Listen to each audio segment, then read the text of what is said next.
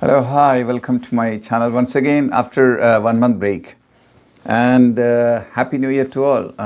ഇന്ന് ഞാനൊരു മാസത്തിന് ശേഷമാണ് ഈ വീഡിയോ ചെയ്യുന്നത്. ഒരുപാട് സ്നേഹം, ഒരുപാട് എൻക്വയറി, ഒരുപാട് പ്രശംസകൾ എനിക്ക് കിട്ടിക്കൊണ്ടിരിക്കുന്നുണ്ട്. പ്രത്യേകിച്ച് എനിക്ക് വരുന്ന ഒരുപാട് വാട്സപ്പ് മെസ്സേജുകൾ പറയുന്ന സാറിൻ്റെ വീഡിയോ കുറച്ച് നാളായിട്ട് കാണുന്നില്ല. We are eagerly waiting. അപ്പോൾ അതുകൊണ്ട് തന്നെ ഞാൻ ന്യൂ ഇയർ ആയിട്ട് first day, today is 1st of January 2026.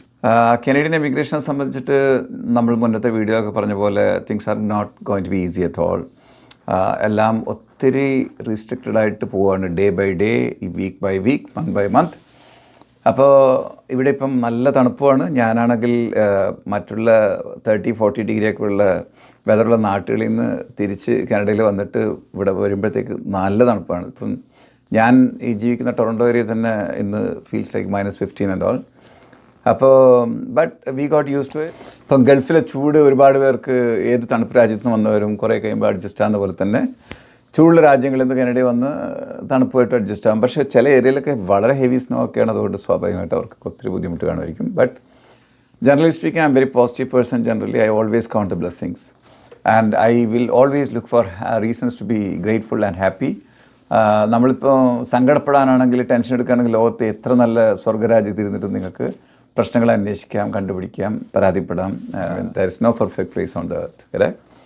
അപ്പോൾ അത്രയേ ഉള്ളൂ. അപ്പോൾ നമുക്ക് കാര്യത്തിലൂടെ കിടക്കാം. നമുക്ക് ഈ ലേറ്റസ്റ്റ് ആയിട്ടുള്ള അപ്ഡേറ്റ്സ് അറിയാനാണ് ഒരുപാട് പേര് റിക്വസ്റ്റ് ചെയ്തിരിക്കുന്നത്. അപ്പോൾ ഇനി എന്തൊക്കെയാണ് നമ്മൾ പ്രതീക്ഷിക്കുന്നത് ഈ ഒരു ക്വാർട്ടറിൽ, എസ്പെഷ്യലി ഫസ്റ്റ് ക്വാർട്ടർ ഓഫ് 2026. ഈ ഇന്നത്തെ വീഡിയോയിൽ നമുക്ക് ഇങ്ങനെയുള്ള കുറേ കാര്യങ്ങൾ പറ്റും പോലെയൊക്കെ ഒരു 10 മിനിറ്റിൽ മാക്സിമം ചർച്ച ചെയ്യാൻ നോക്കാം. അതുകൊണ്ട് തന്നെ വീഡിയോൻ്റെ ലാസ്റ്റ് വരെ കണ്ടിരിക്കാൻ ശ്രമിക്കുക. ഞാൻ ഒരുപാട് പ്രധാനപ്പെട്ട പോയിൻറ്റ്സ് കവർ ചെയ്യാൻ ട്രൈ ചെയ്യുന്നതായിരിക്കും. ഓക്കെ,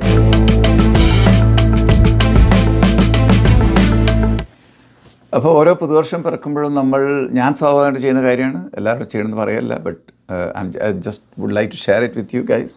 നമ്മൾ ഈ ഒരു വർഷം പാസ് ചെയ്തു. ദൈവം എല്ലാവർക്കും ഈ പറഞ്ഞ പോലെ 365 ഡേയ്സേ കൊടുത്തിട്ടുള്ളൂ. ഞാൻ എപ്പോഴും പറയുന്ന പോലെ തന്നെ what you should regret about is what you did not try. Correct? അപ്പോൾ നമ്മൾ ട്രൈ ചെയ്തിട്ട് ഫെയിലായ കാര്യത്തെ പറ്റിയല്ല നമ്മൾ ജീവിതത്തിൽ വിഷമിക്കുക. എന്നും നമ്മൾ ട്രൈ ചെയ്യാത്തതിനെ പറ്റി നമ്മൾ someone says on the deathbed also you will only regret about what you did not try. നിങ്ങൾ എന്തൊക്കെ കാര്യങ്ങൾ ശ്രമിച്ചു, എന്തൊക്കെ കാര്യങ്ങൾ പ്ലാൻ ചെയ്തു, എന്തൊക്കെ കാര്യങ്ങൾ ആഗ്രഹിച്ചു, out of 10 if you could even achieve 5, it's a great achievement, അല്ലേ?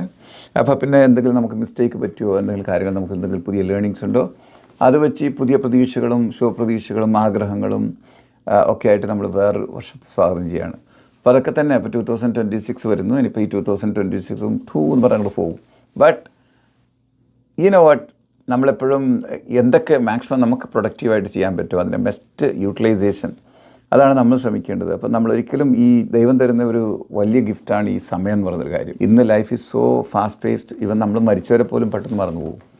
ഒരാഴ്ച കഴിയുമ്പോഴത്തേക്ക് പിന്നെ അതേ പറ്റി ആരും സംസാരിക്കാറില്ല. അദ്ദേഹത്തിൻ്റെ ക്ലോസ് ആയിട്ടുള്ള കുടുംബക്കാർ സംസാരിക്കുന്നുണ്ടാവും. ബട്ട് ജനങ്ങൾ, people forget you so fast. അങ്ങനത്തെ ഒരു ലോകത്ത് നമ്മൾ ജീവിക്കുമ്പോഴത്തേക്ക് നമ്മൾ what we can do is that just to make the best out of every day, every month, every year. That's all you can do. അപ്പോൾ അങ്ങനെ എല്ലാവർക്കും വളരെയധികം സക്സസ്ഫുള്ളായ ഒരു ഫുൾഫില്ലിംഗ് ആയിട്ടുള്ള ഒരു ഹാപ്പി, ഒരു healthy and prosperous new year ഞാനും wish ചെയ്യുന്നു ആത്മാർത്ഥമായിട്ട്. Because despite of all these negative എന്താ പറയുക വൈബ്സും, നെഗറ്റീവായിട്ടുള്ള ന്യൂസുകളും, നെഗറ്റീവായിട്ടുള്ള റൂമേഴ്സും ഒക്കെ സോഷ്യൽ മീഡിയയിലും ഉള്ളതും ഇല്ലാതൊക്കെ ആയിട്ട് പ്രചരിക്കുന്നൊരു കാലത്ത് അപ്പോഴും പോസിറ്റീവായിരിക്കാൻ ശ്രമിക്കുന്നത് തന്നെ വലിയൊരു എന്താ പറയുക വലിയൊരു അനുഗ്രഹമായിട്ട് ഞാൻ കാണുന്നത്. അപ്പോൾ അത് നമുക്കതുപോലെ കാര്യങ്ങളിലോട്ട് കിടക്കാം. ആദ്യമായിട്ട് നമുക്ക് പറയാനുള്ളതെന്ന് പറഞ്ഞാൽ, let me share some negative news. കാരണം നമുക്കിപ്പോൾ ഒരു കാനഡയിൽ ഇപ്പം 2025 ഡിപ്പോർട്ടഡ് ആൾക്കാരുടെ ഒരു ഫിഗേഴ്സ് വന്നു. അപ്പോൾ ഞാൻ ഒരിക്കലും പ്രതീക്ഷിക്കാത്ത രീതിയിൽ വലിയൊരു ഫിഗറാണ്. കാരണം almost 19,000 people had been deported from Canada. I am talking about only 2025 alone. The historical figure ആണ്. കാനഡൻ്റെ ഇമിഗ്രേഷൻ ഹിസ്റ്ററിയിൽ ഇത്രയധികം ആൾക്കാർ ഡിപ്പോർട്ട് ചെയ്യപ്പെട്ട ഒരു ഇയർ ഇല്ല. ഈ ഡിപ്പോർട്ട് ചെയ്യപ്പെട്ടതിൽ തന്നെ ഏറ്റവും മാക്സിമം ഇതിലൊരു 10 to 15,000 is coming from just 2 provinces, Ontario and Quebec. All rest of all Canada contributes the balance 3-4,000.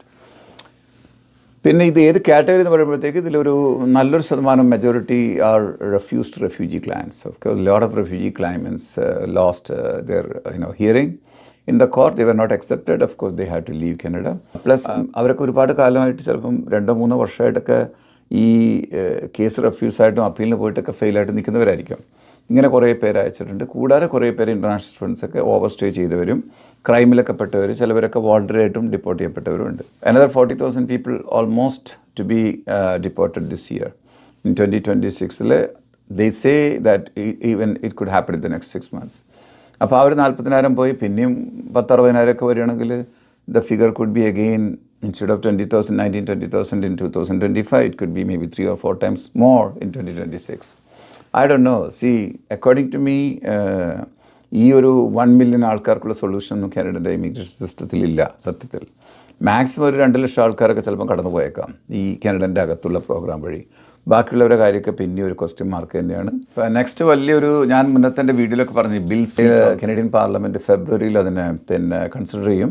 അപ്പോൾ അതിലിത് പാസ്സാവാൻ നല്ല സാധ്യതയുണ്ടെന്ന് പറഞ്ഞു. അങ്ങനെ പാസ്സാവുകയാണെങ്കിൽ സ്വാഭാവികമായിട്ടും അത് പല രീതിയിലും ഏറ്റവും കൂടുതൽ എഫക്റ്റ് ചെയ്യാൻ പോകുന്ന റെഫ്യൂജി ക്ലൈമറ്റ്സിനായിരിക്കും. ഞാൻ മുന്നേ പറഞ്ഞത് തന്നെ ഞാൻ റിപ്പീറ്റ് ചെയ്യേണ്ടി വരുന്നു.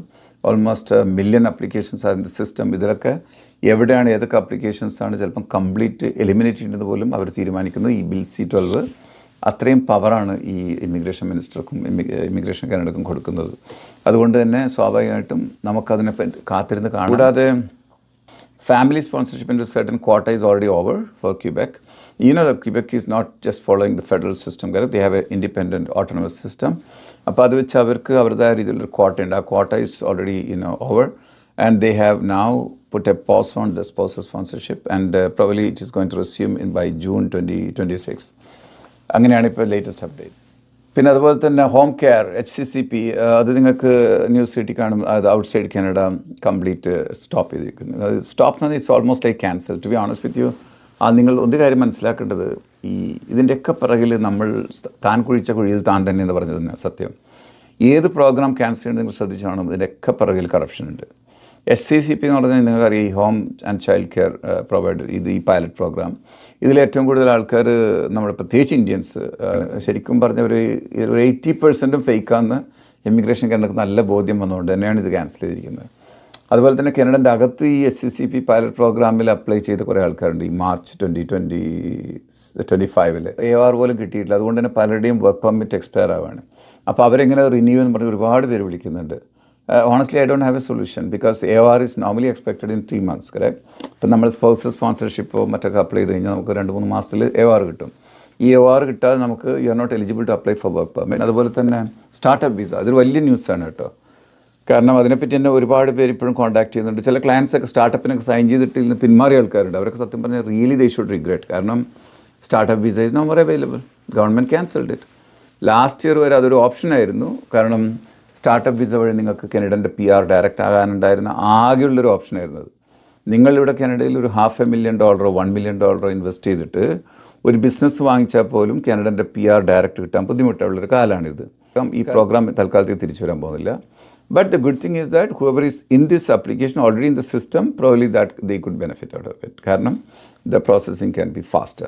ഇതെല്ലാം പറഞ്ഞ സ്ഥിതിക്കും 2026 ഉള്ള expectations especially for people inside Canada and outside Canada, രണ്ട് കൂട്ടർക്കും പല അവസരങ്ങളുണ്ട്. അതിൽ ഔട്ട്സൈഡ് കാനഡയിലുള്ളവർക്ക് ഇപ്പോഴും കാനഡയിലോട്ട് വരാനുള്ള ഏറ്റവും നല്ല അവസരം ഞാൻ മുന്നേ അതിൻ്റെ എക്സ്ക്ലൂസീവ് വീഡിയോ ചെയ്തിട്ടുണ്ട്. വേണമെങ്കിൽ I can share the link, you can go and watch it. ഈ C11 അല്ലെങ്കിൽ C10 C12 ഒക്കെ പോലുള്ള ഒരുപാട് പ്രോഗ്രാംസ് ഇതൊക്കെ ടാർഗറ്റ് ചെയ്യുന്നത് ഹൈലി ക്വാളിഫൈഡ് ആയിട്ടുള്ള പിന്നെ പ്രൊഫഷണൽസിനെയും അല്ലെങ്കിൽ ആവറേജ് ക്വാളിഫിക്കേഷനുള്ള ബിസിനസ്സുകാരെയാണ്. അപ്പോൾ അവർക്ക് ബിസിനസ് എക്സ്പാൻഡ് ചെയ്യാനായാലും പുതിയ ബിസിനസ് തുടങ്ങാനായാലും അല്ലെങ്കിൽ ഒരു ബിസിനസ്സിലൊരു നല്ലൊരു ലീഡിങ് സീനിയർ പൊസിഷനിൽ ഇരുന്നുകൊണ്ട് ആ ബിസിനസ്സിനെ പറ്റി നന്നായിട്ട് അറിഞ്ഞുകൊണ്ട് കുറച്ച് ഇൻവെസ്റ്റ് ചെയ്ത് ചെറിയ രീതിയിൽ ബിസിനസ് ഇവിടെ സ്റ്റാർട്ട് ചെയ്യാനായാലും കൺസൾട്ടൻസി ബിസിനസ് തുടങ്ങാനൊക്കെ ഉള്ള ആൾക്കാർക്കുള്ള പ്രോഗ്രാംസാണ് ഇതൊക്കെ. അതിനൊക്കെ ഇപ്പോഴും അവസരങ്ങളുണ്ട്. അതൊന്നും ഗവൺമെൻറ് കട്ട് ഡൗൺ ചെയ്തിട്ടില്ല. കാരണം Canadian government knows that there is no abuse and corruption in that area. എവിടെ അബ്യൂസും കറപ്ഷനൊക്കെ കുറവാണ് ആ ഏരിയയിൽ നിന്ന് ഇവർ ടച്ച് ചെയ്യുന്നില്ല. പിന്നെ ഈ പറഞ്ഞ പോലെ കനേഡിയൻ എക്സ്പീരിയൻസ് ക്ലാസ്സിലുള്ളവർക്ക് തന്നെ ഒരു സർട്ടൻ ഒരു 520 പോയിൻറ്റ്സിന് മേലുള്ളവർക്ക് 2026 ഒരുപാട് ഗുഡ് ന്യൂസുകൾ വരായിരിക്കും എന്ന് ഞാൻ പ്രതീക്ഷിക്കുന്നു. കാരണം CEC draws are definitely going to continue. പിന്നെ ചിലപ്പോൾ ഈ പറഞ്ഞ പോലെ ലെസർ സ്കോർ ഈ ഫ്രഞ്ച് കാറ്റഗറി മറ്റേ ഹെൽത്ത് കെയർ മറ്റേ കൺസ്ട്രക്ഷൻ സെക്ടറിലുള്ള ഇൻ ഡിമാൻഡ് സെക്ടർ ചിലപ്പം അതിങ്ങനെ it will go on and continue. PNPs RCIPs പിന്നെ അതുപോലെ തന്നെ AIPs ഇതൊക്കെ കണ്ടില്ല. But again you have to understand PNPയിലും ഉണ്ട് ഈ പറഞ്ഞ പോലെ ഓരോ ഇൻഡിവിജ്വൽ മെഷറബിൾ സ്കോർ. അവിടെയും better score higher score guys are going to get through. But you just do what you have to do. do the make sure that you have an express entry profile in the system. Just that is in case TRPR is going to help you somewhere somehow. We don't know yet. TRPR ഞാൻ മുന്നേ പറഞ്ഞത് ഒന്നുകൂടി correct ചെയ്യാണ്. അതായത് it can be just targeting the rural ഏരിയയിലുള്ള ആൾക്കാർക്ക് മാത്രം. It can be just targeting certain professionals in demand. It can be even targeting generally whoever is in express entry beyond a point. അപ്പോൾ അങ്ങനെയുള്ള ഒരുപാട് challenges ഉണ്ട് നമ്മൾ we are facing in this immigration industry, especially the immigration professionals ആയിട്ടുള്ള ലോയേഴ്സും കൺസൾട്ടൻസും ഒക്കെ വളരെ challenging ആയിട്ടുള്ള ടൈമിലൂടെ നമ്മൾ കടന്നു പോകുന്നത്. But we are all still busy because of people are confused, correct? അപ്പോൾ ഞാനെപ്പോഴും സ്ട്രോങ്ലി റെക്കമെൻഡ് ചെയ്യാന്ന് പറഞ്ഞാൽ at least just find out the facts, speak to your professional, understand your possibilities.